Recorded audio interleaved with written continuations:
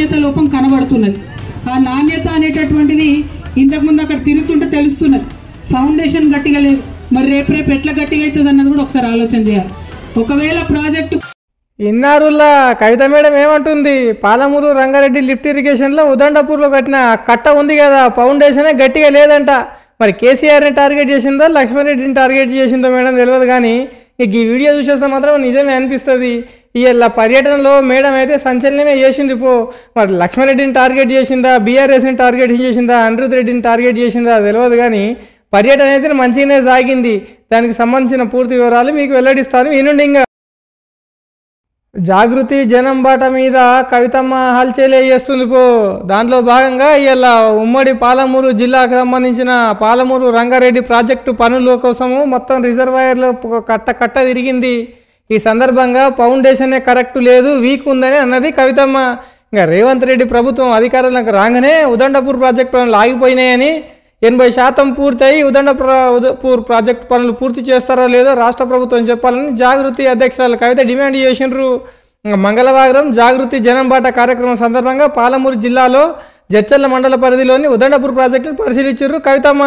ఈ సందర్భంగా ఆమె మాట్లాడుతూ బాధిత రైతుల పరిహార చెల్లింపులు అన్ని పార్టీలు విఫలమయ్యామని, మానవతా దృక్పథంతో భూ నిర్వాసితులకు ప్యాకేజీ పెంపు చేయాలని రాష్ట్ర ప్రభుత్వం పునరాలించాలని అన్నారు. మరి 10 ఏళ్ళు అధికారంలో ఉన్నప్పుడు ఏ ఒక్కరోజు పార్లమెంట్లో కానీ శాసనసభలో కానీ లేదంటే వాళ్ళ నాయనే ముఖ్యమంత్రిగా ఉండే మరి ఒక మాట అయితే అడగలేదు. ఇప్పుడు మేడం అయితే హల్చల్ చేస్తుంది. మరి ఓట్ల కోసమో సీట్ల కోసమో నోట్ల కోసమో దేనికోసమో తెలియదు, కానీ ఎటకేలకు 10 సంవత్సరాలు అధికారంలో ఉన్నప్పుడు ఒక్క తూరి కూడా మాట్లాడింది, సైడ్ రాంది. ఇలా ఈ మేడం ఇడికి రావడంతో ఉదండపూర్ వాసులలో కొద్దిగా నిరసన వ్యక్తం చేసినట్లు చేసి కొంచెం గట్టిగానే అరుచుకున్నారు. మేడం 10 ఏళ్ళ కింద వస్తే ఫైదా ఉండేది, ఇప్పుడు వస్తే ఏం ఉపయోగం అని చెప్పేసి గట్టిగానే అన్నారు. ఇప్పుడు మీరు కరకట్ట లైవ్గా చూస్తురుగా, మన దంచి కొట్టిన వానలకు కట్ట సగం కోసుకపోయింది. మరి ఉంటుందో పోతుందో తెలియదు, కానీ మేడం ఈ పర్యటనలో ఏం మాట్లాడిందో మీరే వినండి. లాభం జరగాలన్నది తప్పితే ఇంకొకటి లేదు. మరి ఎక్కడైతే R&R కాలనీ కట్టిస్తామని చెప్పిండ్రో అక్కడ మొత్తం పెద్ద గుట్టను వలగొట్టి రాళ్ళు నింపి దాన్ని ఛేదం చేస్తూ ఉన్నారు. మరి అక్కడ ఇల్లు మీరు కట్టుకోవాలంటూ, మరి ఆ రాళ్ళను తవ్వి మీరు పునాది వేసుకొని ఇల్లు కట్టుకోవాలంటే డబుల్ ఖర్చు అవుతుంది. దానికి కరెక్ట్ ప్రాపర్ భూమి లేదు. అయితే మంచి జాగా చూస్తారా లేకపోతే ఇంకొకటి ఏదన్నా పరిష్కారం చూపిస్తారా అనేటటువంటి విషయం కూడా ప్రభుత్వం మానవతా దృక్పథంతో ఆలోచన చేయాలని చెప్పి నేను కోరుతా ఉన్నా. ఇవన్నీ ఒక ఎత్తు, మీ అందరికి కూడా తెలిసి నేను ఆలోచన చేసేది ఒకటే, నేను చెప్పేది ఒకటే. ఏదైతే ఈ ప్రభుత్వం మీద ఆశ పెట్టుకొని ఓట్లేసినామో వాళ్ళు ఇచ్చిన మాటలు పూర్తి చేయాలని అడుగుతున్నాం. ఏ ప్రభుత్వమైనా అధికారంలోకి వస్తే మాట నిలుపుకోవాలి. పింఛన్ 2 ఉండే 4000 చేస్తామన్నారు, దాని గురించి ఆలోచన చేస్తలేరు. అదేవిధంగా రైతు భరోసా పెంచిస్తామన్నారు, దాని మీద ఆలోచన చేస్తలేరు. బోనస్ దాని మీద ఆలోచన చేస్తలేరు. 18 ఏళ్ళు నిండినటువంటి ప్రతి ఒక్కరికి 2500 రూపాయలు ఆడపిల్లలకి ఇస్తామన్నారు, దాని మీద ఇంతవరకు ఆలోచన చేస్తలేరు. తెలంగాణ ఉద్యమకారులకు డబ్బులు ఇస్తామన్నారు, దాని మీద ఆలోచన చేస్తలేరు. ఇవన్నీ కూడా ఆలోచన చేయాలి. అన్నిటికన్నా ఎక్కువ ఇప్పుడు నేను వస్తుంటే తోవల షాద్నగర్లో కూడా మహిళలందరూ ఆపి మరి మాకు బంగారం కావాలి అని అడుగుతున్నారు. రేవంత్ రెడ్డి గారు ఆలోచన చేయాలి. కళ్యాణ లక్ష్మి ఇచ్చిన ప్రతి ఒక్కరికి కూడా తులం బంగారం ఇచ్చే ఆలోచన చేయాలని చెప్పి నేను కోరుతూ, అన్నిటికన్నా ఎక్కువ ఇప్పుడు నుంచి ఇంకా రేపిస్తారా ఎల్లుండి ఇస్తారా సంవత్సరానికి ఇస్తారా తెలియదు. ఇప్పుడు 16 ఏళ్ళు ఉన్నోళ్ళు 15 ఏళ్ళు ఉన్నోళ్ళు ఇంకా కొంతమంది ఉన్నారు. పైసలు ఇచ్చేనాటికి వాళ్ళకి 18 ఏళ్ళు వస్తాయి. ఇప్పటికే 286 మంది ఉన్నారు, వాళ్లకు డబ్బులు రావు అనేటటువంటి ఒక ఆందోళనలో ఉన్నారు. చాలామంది యువకులు ఉన్నారు. ఇంకొక మాట అందరూ అడుగుతూ ఉన్నారు, మరి ఇక్కడ భూమి పోతున్నటువంటి యువకులకు ఖచ్చితంగా మాకు ఉపాధి కల్పించాలని అడుగుతున్నారు. ఆ విషయం కూడా ప్రభుత్వం దయచేసి ఆలోచన చేయాలని నేను కోరుతా ఉన్నా.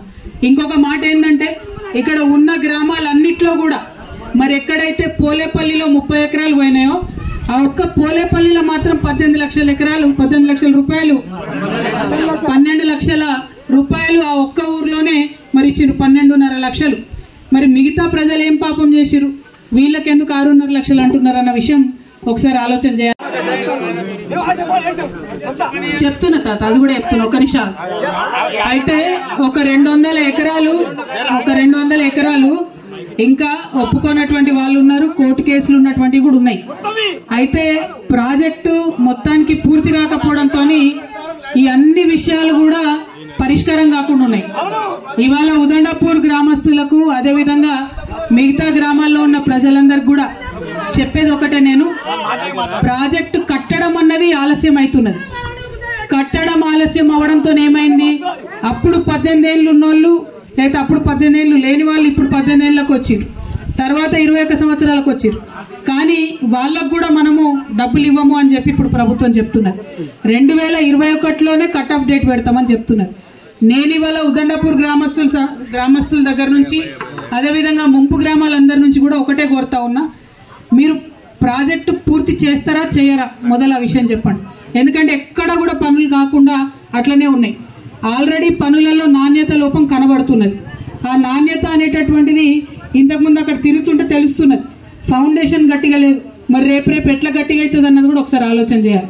ఒకవేళ ప్రాజెక్టు కట్టము అంటే ఒక తీరు, లేదు కడతాం పూర్తి చేస్తామంటే నేను ఒకటే మాట, మీరందరూ ఒప్పుకుంటే ఎప్పుడైతే ప్రభుత్వం పైసలు ఇస్తుందో ఆనాటి రేటు కట్టియాలి. ఆనాటికి 18 ఏళ్ళు ఉండే వాళ్ళందరినీ కూడా ఆలోచనలు చేసుకొని కన్సిడర్ చేసుకొని డబ్బులు ఇవ్వాలని చెప్పి నేను డాపూర్ రిజర్వాయర్ కావచ్చు, మిగతా మొత్తం పాలమూరు రంగారెడ్డిలో ఉన్నటువంటి అన్ని పనులు కావచ్చు దాదాపుగా 80% పూర్తయినాయి. అయితే ఇంతలోపు ఏం జరిగింది, రేవంత్ రెడ్డి గారు నేను పాలమూరు పులిబిడ్డను, నన్ను గెలిపించండి, పాలమూరుకి మంచిగా చేస్తా అని చెప్పి వస్తే పాలమూరు ప్రజలందరూ కూడా ఆదరించారు, ఆయనను గెలిపించారు. గెలిచి కూడా కాంగ్రెస్ ప్రభుత్వం వచ్చి కూడా 2 ఏళ్ళు అవుతుంది. అయితే బీఆర్ఎస్ తప్పుందా కాంగ్రెస్ తప్పుందా పక్కన పెడదాం. నేనేమంటున్నా, ఇప్పుడు ఇక్కడ ఉన్న వాళ్ళందరూ అన్ని పార్టీలో ఉన్నాం. ఇక్కడ నష్టపోతున్నది ఎవరు? ప్రజలు. పార్టీలకు సంబంధం లేదు కదా.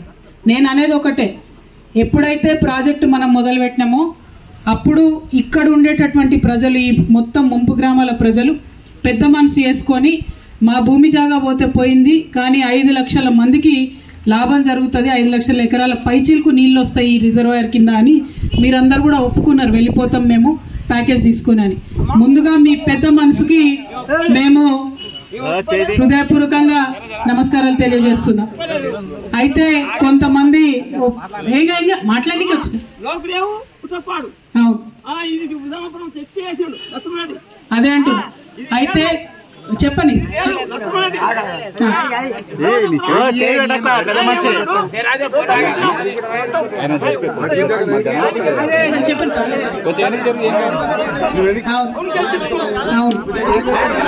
అయితే నేను అనేది ఒకటే,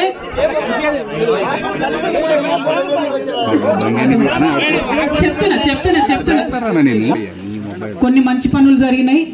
అందులో ముఖ్యంగా ఇంటింటికి మనము నల్ల పెట్టుకొని మిషన్ భగీరథతోని చాలా ఊర్లలో నీళ్ళు ఇచ్చే ప్రయత్నం చేసినాం.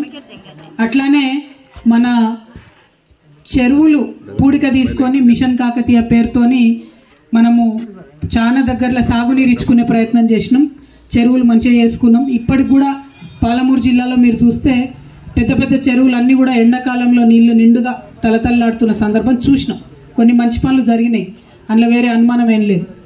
అయితే పెద్ద ప్రాజెక్టులు కట్టాలి, కృష్ణా నది నీళ్లు పాలమూరు పొలాలకు రావాలన్న ఉద్దేశంతో పాలమూరు రంగారెడ్డి అనేటటువంటి ప్రాజెక్టు కేసీఆర్ గారు చేపట్టిన విషయం మీ అందరికీ తెలిసిందే. దానిలో అనేది 1 టైం సెటిల్మెంట్ అన్నందుకు మాత్రమే ప్రాజెక్టు కూడా ప్రజలు ఒప్పుకొని పొలాలు అవన్నీ ఇవ్వడం జరిగింది. ఇప్పుడేమో 10 సంవత్సరాలు కేసీఆర్ పాలన అయినా ఇప్పుడు ఈ లక్ష్మణరెడ్డి పాలన అయినా ఆ హయాంలో ఏం చేయలేకపోయారు. కాకపోతే అక్కగారు ఒక 5 సంవత్సరాల కింద వచ్చింటే ఇంకా దీనిపైన గట్టిగా మాట్లాడి ఏమని చెప్పేందుకు అవకాశాలు ఉంటుండే. అక్క ముందు ఇక్కడ ఉన్న ప్రాబ్లం ఏంటంటే యువత 250 మంది వరకు ఉన్నారు. ఒక్క నెల 10 రోజులు 20 రోజులు తక్కువ ఉంటే కూడా వాళ్ళకు ఏది ప్యాకేజ్ లేదు, ఏం రాకుండా ఉన్నాయి. ఎన్నో సార్లు మాట్లాడినా, ఎమ్మెల్యే దగ్గర పోయినా మాట్లాడినా ఎమ్మెల్యే ఏం చెప్తుండే, వాళ్ళకి రావు కేసు వేసుకోండి వస్తే చూసుకోండి అన్నట్టు చెప్తారు. ఎమ్మెల్యే గారిని కూడా మేము 72 రోజులు ధర్నా చేసినాం. మొన్న రీసెంట్గా 76 రోజులు ధర్నా చేసినప్పుడు ఎమ్మెల్యే గారు రమ్మన్నారు, పోయినా మాట్లాడినాం. 25 లక్షలు ఖచ్చితంగా ఇప్పిస్తాము, ఫైల్ అక్కడ ఉన్నది, ఫైల్ అయిపోయిన వెంబడే మీ ఊరికి వచ్చి ధర్నాని విరమిస్తా అని చెప్పి వచ్చారు. ఫైల్ తేలేరు, ఇప్పటివరకు తేలేరు. 6 నెలల టైం ఉన్నారు. తర్వాత మళ్ళీ మొన్న రీసెంట్గా ధర్నా చేస్తే మమ్మల్ని స్టేషన్ వరకు పోలీసులతో వాళ్ళ ఇష్టరాజ్యంగా ప్రవర్తించి పోలీసులతో మమ్మల్ని అరెస్ట్ చేయించి లోపల వేయించి మళ్ళా తెల్లారి వచ్చి ఇది ఓపెన్ చేయించారు. ప్రాజెక్ట్ వర్క్ నడుస్తుంది ప్రజెంట్ 6 నెలలు అయిపోయింది. కాకపోతే ఏంటంటే మేము కూడా చూసిన కాడికి ఇప్పుడు నడుస్తుంది, ప్రాజెక్టు నడుస్తుంది, మెల్లమెల్లగా నెమ్మదిగా నడుస్తుంది వర్షాల కారణంగా. అయితే మాకు మేడం ముఖ్యంగా ఏంటంటే యువతకు 250 మందికి ఒక్కరోజు నెల 2 నెలలు ఉన్నా కూడా వాళ్ళకు ఇస్తలేరు. అలాగే ఈ స్ట్రక్చర్ వాల్యూ మేము అధికారులను అడిగితే మాత్రం ఖచ్చితంగా, ఎందుకంటే 2021 ప్రకారమే ఇప్పుడు 5 సంవత్సరాలు వెళ్ళిపోయింది. అయితే అన్నిటికీ కాస్ట్ పెరిగిపోయింది. సిమెంట్, స్టీల్ ప్రతి ఒక్కటి రేటు పెరిగిపోయింది. మాకు ఇల్లు కట్టుకోవాలన్నా ఈ ఇచ్చే 16 లక్షలతోటి మేము ఇల్లు కూడా కట్టుకోలేము. అందుకని ఇప్పుడు కొత్త రేట్ల ప్రకారంగా మా స్ట్రక్చర్ వాల్యూ కానివ్వండి, ఇండ్ల రేట్లు కానివ్వండి, కింద అడుగు జాగాలు ఇవాళ మాకు ఇచ్చిన 5.5-6 లక్షలతోటి 6.5 లక్షలతోటి మేము ఇవాళ ఒక బాదేపల్లి కానివ్వండి, మౌనార్లో కానివ్వండి ఒక కనీసం 10-20 గజాల భూమి కూడా రాదు. ఇప్పుడు మేము తీసుకుంటాం 20, 30, 40, 50 లక్షల రూపాయలు కూడా గజం ఉంది.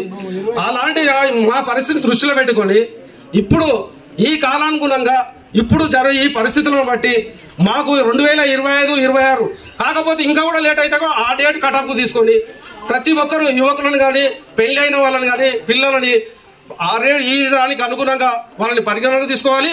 రేట్లు, కన్స్ట్రక్షన్ వాల్యూ కానీ అన్నిటి కూడా రేట్లు పెరిగాయి కాబట్టి ఇప్పుడు